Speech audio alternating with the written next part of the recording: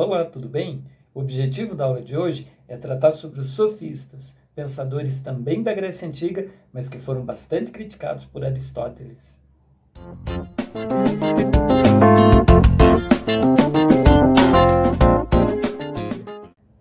Apesar de serem alvos de constantes críticas, seja de Sócrates, de Platão e também de Aristóteles, é inegável a influência e a importância dos sofistas para a tradição de pensamento ocidental. Para Platão, por exemplo, o grande problema dos sofistas é que eles eram relativistas. Esse relativismo se dá em função da não crença de uma verdade que é possível de ser descoberta, uma aletheia, ou numa percepção lógica de Aristóteles. Então, os sofistas, por não acreditarem nisso, passavam a defender uma espécie de verdade muito mais prática e aplicável, principalmente no âmbito de um contexto de participação política, numa democracia ateniense. Muitas acusações feitas aos sofistas, quase sempre destes filósofos, estão voltadas a, por exemplo, o fato deles cobrarem para ensinar. A gente não vai entrar aqui no mérito, do fato da cobrança para o ensino ser necessariamente um problema, porque os próprios filósofos só ensinavam, ou pelo menos na maioria deles, para também os cidadãos atenienses, o que não envolve necessariamente uma cobrança, mas já é uma linha de corte que exclui bastante gente. Enfim, mais do que entrar nessa discussão interna, o que nos interessa é principalmente entender quais foram as contribuições dos sofistas e, num segundo momento, como que Aristóteles conseguiu entender o modo como eles desenvolviam suas retóricas, que tinha como objetivo o convencimento, e a partir de então a gente vai ter algumas classificações destas retóricas. Para entender a pertinência do pensamento dos sofistas, a gente pode partir de uma frase de Protágoras, um sofista antigo, que dizia que o homem é a medida de todas as coisas.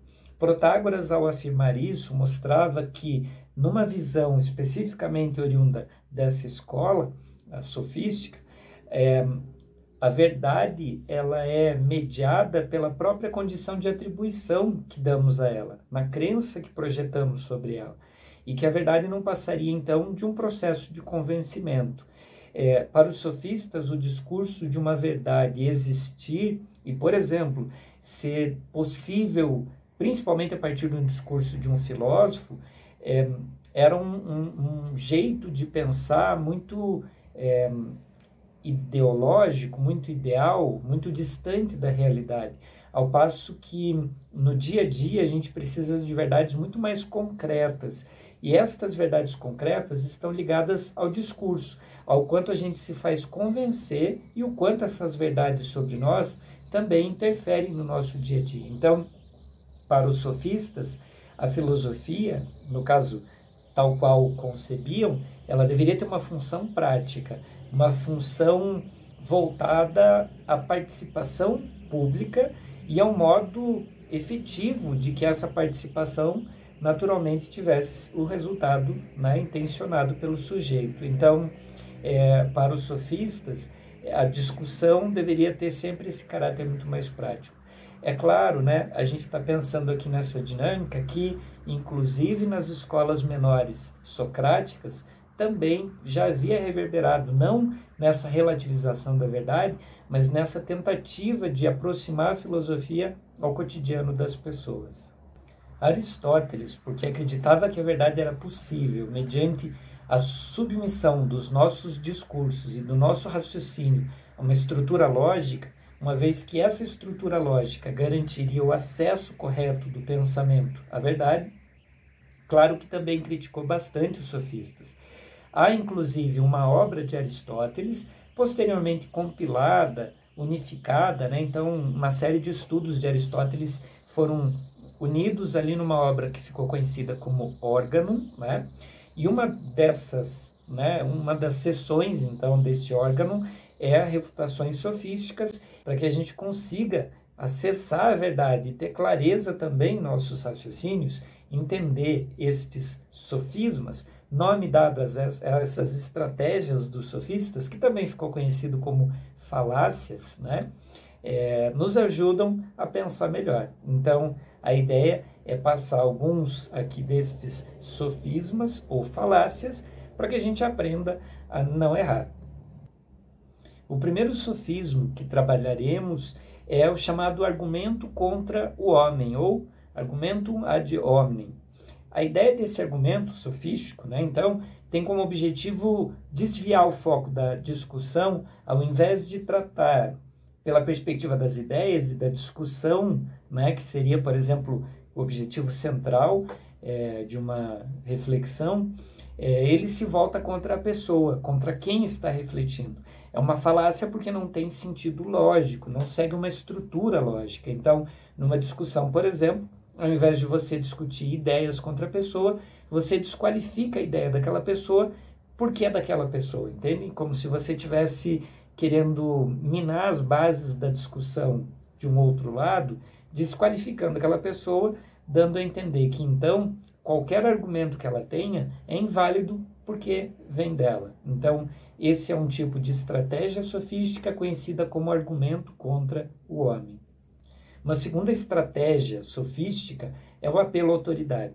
Basicamente, o objetivo numa discussão, ao recorrer a uma autoridade em determinado assunto, é dar um peso maior para, por exemplo, o teu argumento, para que, basicamente, a outra pessoa que esteja participando dessa discussão se veja enfraquecida na possibilidade de querer contrapor aquilo que você disse.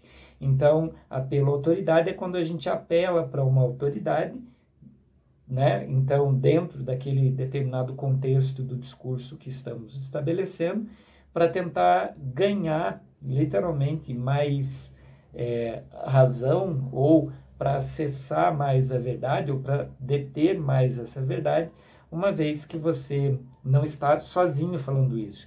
E se ancora, por exemplo, na possibilidade de ter uma autoridade sobre determinado assunto, e aí parece que não é mais você que está dizendo, mas é a autoridade, e se é autoridade, não há o que ser questionado. Um terceiro recurso sofístico é o chamado apelo à piedade. Aqui o objetivo é não se pautar em nenhum momento num argumento lógico, mas convencer por meio da piedade, por exemplo, da comoção ou de algum tipo de recurso que psicologicamente, por meio de uma emoção, consiga transmitir uma informação, sem qualquer necessidade lógica da mesma. Então, é um apelo que vai se pautar por um recurso emocional e não racional. Em seguida, temos uma falácia chamada apelo à galeria. Basicamente, é uma forma de retórica baseada numa argumentação que remete a uma suposta condição geral. Então, a galeria aqui é a ideia também de como se a gente estivesse dizendo assim, olha, todo mundo está fazendo, todo mundo age deste modo. Então, esse apelo, ele busca querer legitimar um determinado comportamento ou uma determinada verdade a partir de uma recorrência de que todos pensam assim e todos agem dessa maneira, o que não faz sentido lógico, uma vez que a lógica tem estruturas bastante claras e rígidas de pensamento, mas que convence igual. Há também uma outra falácia, que é chamada apelo à ignorância. Esse apelo à ignorância, basicamente, ele é tentar argumentar a partir do não conhecimento, logo, se não há conhecimento, a determinada situação ou não existe, e se ela não existe, então não há como se discutir. Então, o apelo à ignorância é um modo proposital de fugir à lógica, tentando concluir algo positivo a partir de uma negação. O que a gente viu que, por exemplo, numa estrutura lógica não é possível. Então, por exemplo, ninguém provou que Deus não exista, então é claro que Deus existe. Não entro aqui no mérito da existência de Deus, mas esse não pode ser um argumento válido, porque não passa de uma falácia. Uma outra falácia é chamada de petição de princípio. Basicamente, é um raciocínio circular, um círculo vicioso, que faz com que a reflexão pareça verdadeira, pareça válida, porque, na verdade, ela cria no seu interior uma espécie de condição que está dada e pressuposta para que aquele raciocínio cada vez mais se confirme. Eu vou dar um exemplo. É como se eu dissesse que o ser humano é mau por natureza e é só a gente observar o tanto de guerra que a gente já viu ao longo de toda a história da humanidade. E aí eu concluo novamente, observando todas as guerras que a humanidade já se meteu, de que o humano é mau por natureza. Eu parto de um pressuposto que justifica todo o restante e que vai me permitir uma conclusão que eu já tinha anunciado desde o princípio. A generalização apressada é outra falácia bastante recorrente que tem como pressuposto tratar de alguns casos isolados e tentar universalizá-los, ou seja, pegar opiniões, por exemplo, de poucas pessoas e convertê-las na opinião da maioria, generalizando e apressando essa generalização, como o próprio nome da falácia, né, já representa, para tentar garantir que a sua opinião ou que o seu ponto de vista ele é igual a todos os outros. Então essa falácia, inclusive, é muito próxima ao apelo à galeria, com a diferença é que o apelo à galeria, ele basicamente parte do pressuposto que todo mundo age desse modo e que, portanto, se eu agir ou não, né, diz respeito a uma espécie de situação coletiva. Enquanto a generalização apressada, ela vai ter um cuidado, embora não tão cuidadoso assim, de pegar um ou outro caso, claro, aqueles que interessam, e, a partir disso, concluir que todo mundo faz isso ou todo mundo pensa desse modo. E, por fim, claro que há muito mais, mas aqui dentro daquilo que nos propomos nessa aula estudar de falácias, a última delas é a chamada falsa causa, que, como o próprio nome já diz, é uma falácia que traz, numa ordem de discurso, um pressuposto errado, mas que é passado rapidamente e dado como correto e que vai viciar todo o restante do raciocínio. Então, a falsa causa procura desconectar, por exemplo, a situação de causa e efeito, mostrando, a partir de uma primeira afirmativa, uma conclusão que não tem sentido necessariamente com a primeira. É como se eu dissesse que o dia está lindo hoje e é por isso que eu não vou estudar. Na verdade, logicamente, não faz sentido nenhum o dia estar ou não bonito na situação de me motivar a estudar ou não. Então, esse tipo de correlação, claro que psicologicamente surte efeito, olha só a força da falácia, imaginar, desdobrando-se, né, o fato de que o dia está bonito, me dá vontade de fazer um monte de outras coisas que não estudar, mas que basicamente numa estrutura lógica não faz sentido e, portanto, não tem garantia alguma de ser verdadeiro. No dia a dia, se a gente prestar bastante atenção, dá para a gente perceber de modo bem claro quanto esses sofismos e essas falácias são recorrentes nos discursos, né, que a gente ouve de modo bastante acrítico quando não conhece essas estratégias.